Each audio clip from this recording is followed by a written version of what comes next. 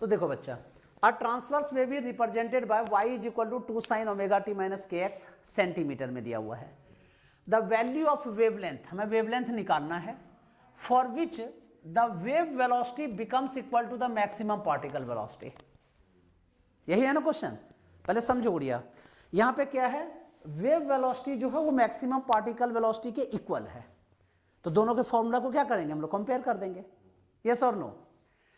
तो देखो सबसे पहले लिख देता हूं मैं y is equal to 2 sin omega T minus K X, इसको जनरल इक्वेशन के साथ क्या करेंगे, कंपेयर कर देंगे। तो क्या लिखेंगे बोलो, comparing with general equation. General equation क्या होता है बच्चा वेव का, a sin omega T minus K x, yes और नो। तो a की वैल्यू कितनी हो गई, 2 हो गई। अच्छा, मैक्सिमम पार्टिकल वेलोसिटी का फॉर्मूला बताइए, तो जिसको Vm भी कहा जाता है या इसी को Vp भी कहा जाता है, ठीक है। तो क्या फॉर्मूला होता है बताइए, a ओमेगा, यही तो था, यही तो पार्टिकल वेलोसिटी था। अब फिर क्या पूछा जा रहा है कि वेव वेलोसिटी, ठीक है।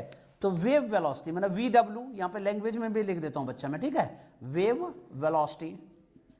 तो wave velocity VW is equal to क्या फॉर्मूला होता है, ओमेगा अपॉन के। यहां तक कोई दिक्कत तो नहीं।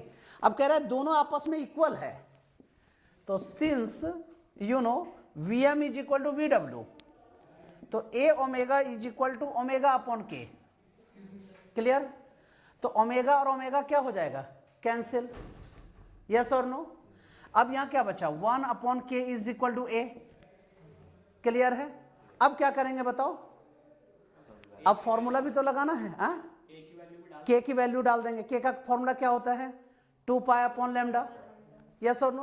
तो यहां पे क्या हो जाएगा, lambda upon 2 pi is equal to a.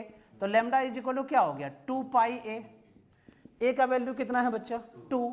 तो 2 pi into 2 is equal to क्या हो गया, 4 पाई।